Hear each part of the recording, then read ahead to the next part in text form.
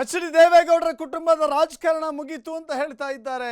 ಅವರಿಗೆ ಬಡ್ಡಿ ಸಮೇತ ತೀರಿಸದೆ ಹೋದರೆ ನಾನು ದೇವೇಗೌಡರ ಮಗನೇ ಅಲ್ಲ ಅಂತ ಹಾಸನದಲ್ಲಿ ಅಧಿಕಾರಿಗಳ ವಿರುದ್ಧ ಎಚ್.ಡಿ. ರೇವಣ್ಣ ಕೆಂಡಾಮಂಡಲವಾಗಿದ್ದಾರೆ.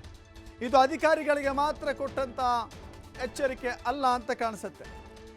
ರಾಜಕೀಯ ವಿರೋಧಿಗಳಿಗೆ ಕೊಟ್ಟಂತ ಹೇಳಿಕೆ ಇದು. ಎಚ್.ಡಿ. ರೇವಣ್ಣ ಅವರ ಹೇಳಿಕೆ ಯಾರ್ಯಾರಿಗೆ ಸಂದೇಶ ತಲುಪಿಸಬೇಕು ಅವ್ರಿಗೆ ತಲುಪಿಸಿದ್ದಾರೆ.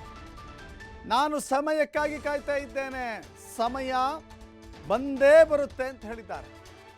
ಹಿಂದೆ JDS 2 ಸ್ಥಾನ ಗೆದ್ದು ಅಧಿಕಾರ ಹಿಡಿಯುವ ಹಂತಕ್ಕೆ ಬೆಳೀತು. ದೇವೇಗೌಡರ ಸಮ್ಮುಖದಲ್ಲಿ ಮಾಜಿ ಸಚಿವ ಎಚ್.ಡಿ. ರೇವಣ್ಣ ಆಕ್ರೋಶವನ್ನು ವ್ಯಕ್ತಪಡಿಸಿದ್ದಾರೆ.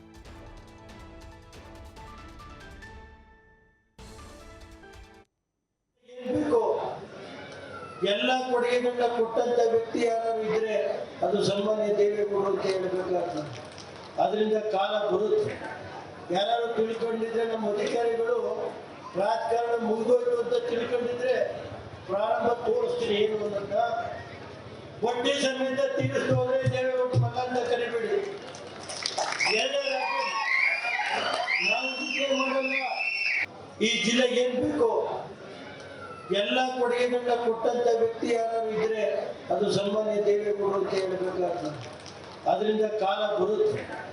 ಯಾರು ತಿಳ್ಕೊಂಡಿದ್ರೆ ನಮ್ಮ ಅಧಿಕಾರಿಗಳು ರಾಜಕಾರಣ ಮುಗಿದೋಯ್ತು ಅಂತ ತಿಳ್ಕೊಂಡಿದ್ರೆ ಪ್ರಾರಂಭ ತೋರಿಸ್ತೀನಿ ಏನು ಅನ್ನೋದನ್ನ.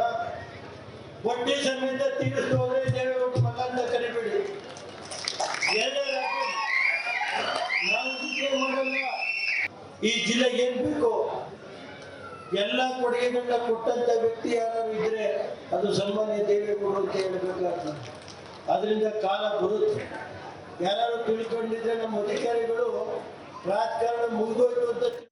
ಮತ್ತಷ್ಟು ಮಾಹಿತಿಯನ್ನು ನಮ್ಮ ಪ್ರತಿನಿಧಿ ಪ್ರಕಾಶ್ ನೀಡ್ತಾರೆ. ಪ್ರಕಾಶ್, ಅವರ ಕುಟುಂಬದಲ್ಲಾಗಿರುವಂಥ ಬೆಳವಣಿಗೆಗಳು, ಆ ಬೆಳವಣಿಗೆ ನಂತರದಲ್ಲಿ ರಾಜಕೀಯ ಪಲ್ಲಟಗಳು, ಹಾಸನದಲ್ಲಿ ಆಗ್ತಾ ಇರುವಂಥ ರಾಜಕೀಯ ಮೇಲಾಟಗಳನ್ನು ಕುರಿತಾಗಿ ಎಚ್.ಡಿ. ರೇವಣ್ಣ ಮಾತನಾಡಿದ್ದಾರೆ ಅಂತ ಕಾಣಿಸುತ್ತೆ.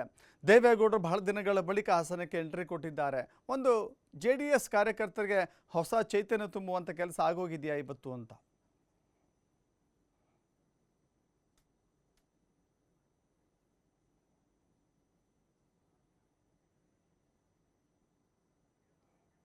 ಎಸ್, ನಿಮ್ಮ ಧ್ವನಿ ಕೇಳಿಸ್ತಾ ಇಲ್ಲ.